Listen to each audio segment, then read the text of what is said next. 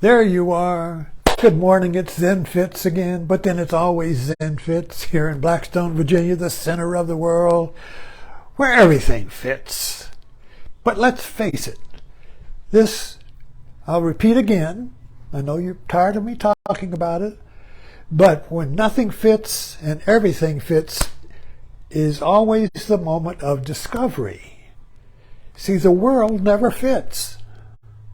Nothing in the world ever fits completely. Something is always left out. There's an error. Something needs to be corrected. And most of us, are the English teachers, are the correctors, or the political correctness, or the priests, or the cops, or whatever.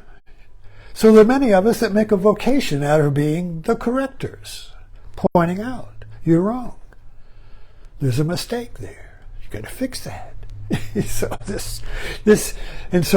the world, you see, is always full of errors because nothing will ever totally fit without having mistakes, errors, typos, damn typo. Autocorrect never corrects everything. It's going to make some mistake. It'll make correct mistakes. And you don't see them because you think you trust the autocorrect. You think it's correct. It may be spelled correctly, but it's a word that means something you didn't mean. How did that get in there? How'd that get through the autocorrect? Damned autocorrect. So we like to go through an auto, you see, believing that life will self-correct.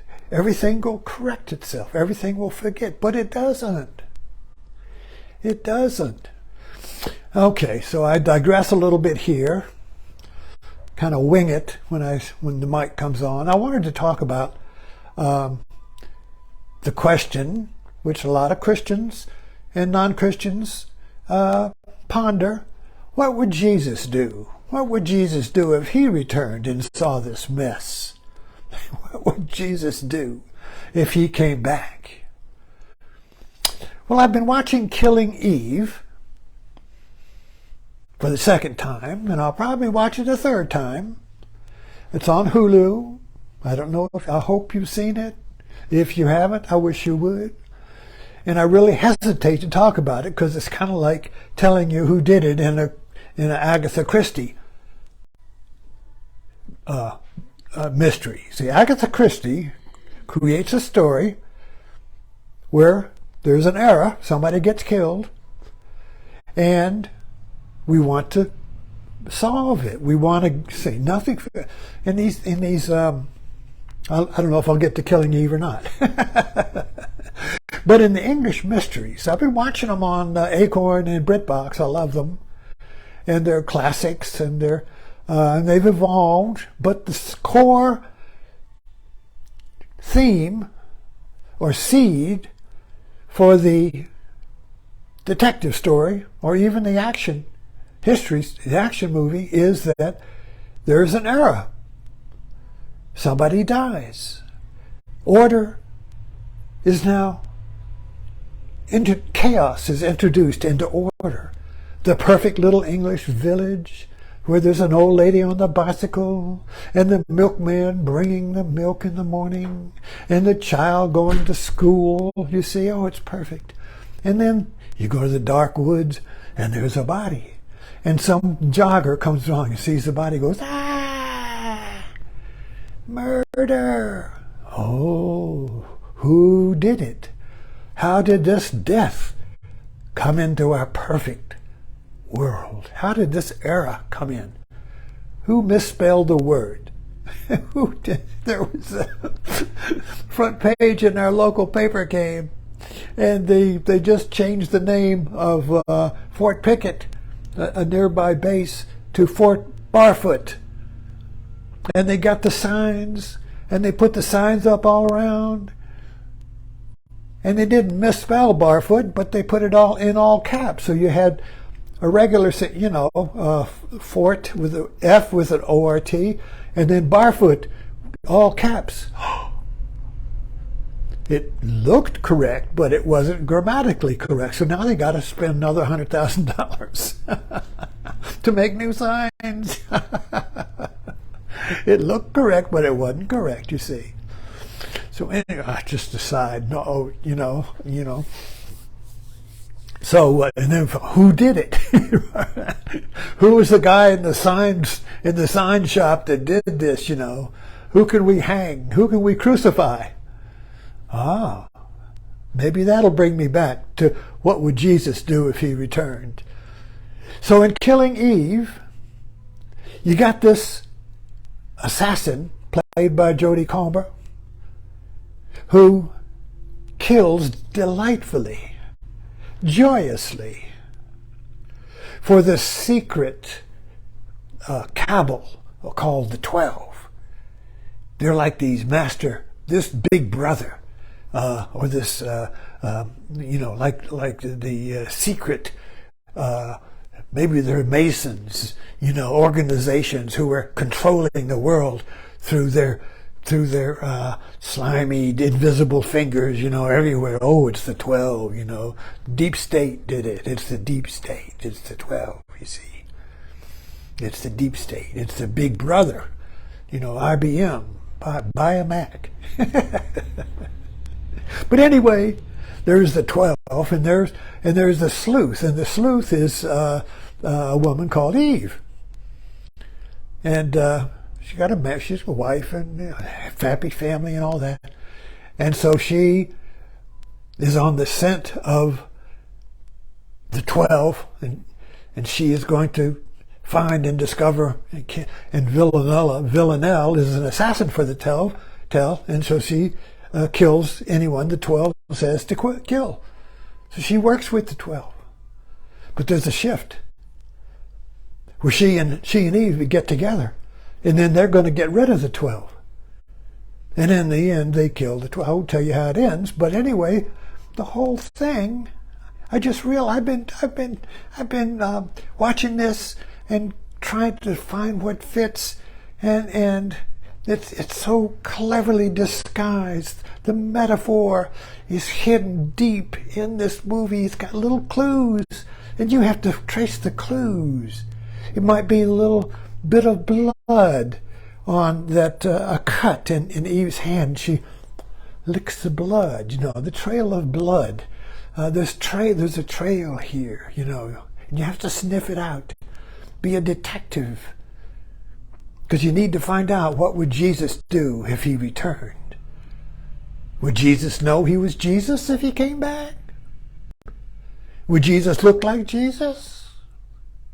Would Jesus come back and the church people would, oh, Jesus is back? Or would he kill the church? Anyway, I'm not going to go any further because I really want you to see this movie, and you can get it for just subscribe to Hulu for a month. It's free, and then watch it. It's got 4 seasons. Anyway, whew. Okay. I'm not gonna go any more into this because I do want you to watch it, but I want you to watch it as the sleuth. In other words, you have to be Poirot. You have to be the detective in Agatha Christie's novels. You have to be Mrs. Marple. You have to have a nose to sniff out the clues, because the world presents itself to us as a mystery, as error. Who did it? Who created this fiasco? Why? Who did it? Who disturbed the perfect order? Who broke the Garden of Eden? Who was it that killed the Garden of Eden?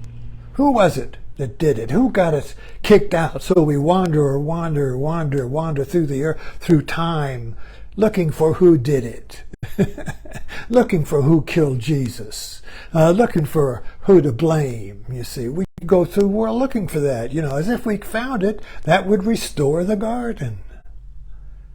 That would restore the garden, So this is the great mystery, and all of the art, the stories, everything is just a new form of this mystery. But in the end, you have to be the detective who suspends judgment until all the clues are revealed. The last one, the holdout. There's always a clue held out that you don't see. Other people jump to conclusion. The other detectives, he did it. Wrap it up, put him in jail. Let's go. We're done. What's next? But the detective, the true detective, the spiritual detective, holds his gun, holds his fire, holds his judgment, doesn't leap to premature conclusions, to premature endings. He suspends the urge to close. He suspends the urge to fight back. He suspends the urge for revenge.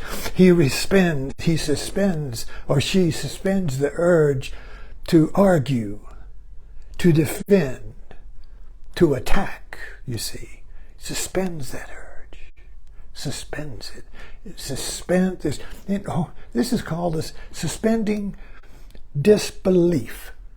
In other words, when we go to a movie, we have to suspend disbelief in order to inhabit the movie. Disbelief in the movie, you see. We automatically say, oh, that's a movie, it's not real. But in order to enjoy the movie, in order to inhabit the movie, in order to be the detective, we have to suspend that urge to disbelieve, oh, movies aren't real. We have to suspend that so we can inhabit the movie.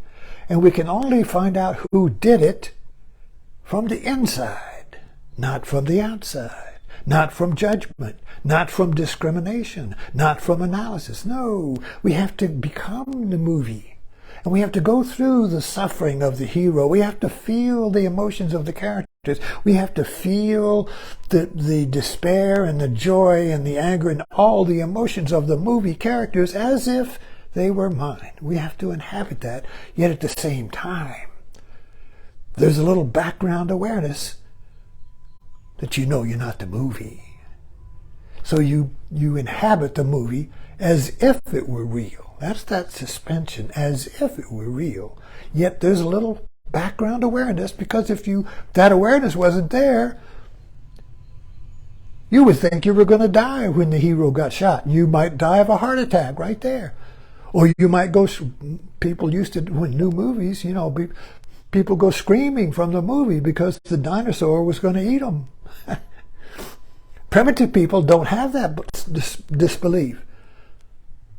They think the movie is real. A bear comes upon a mirror and flares up. Get a lot of TikToks and little YouTubes of that. Cats in front of a mirror thinking it's another cat. They can't suspend disbelief, you see. But we can suspend disbelief so we can go into the movie and see the movie from the inside. So we have to go into life. Now, life is a movie, and we have to suspend disbelief so we can enter life as if it were real. And it is then that we can discover who did it. Why do I suffer? Who made me suffer? Who killed Jesus? Maybe Jesus would come back and have to discover all over again who killed him. Think about that. Maybe Jesus would have to come back and redo the whole story of the crucifixion and repeat it again and again and again. Thanks for dropping in.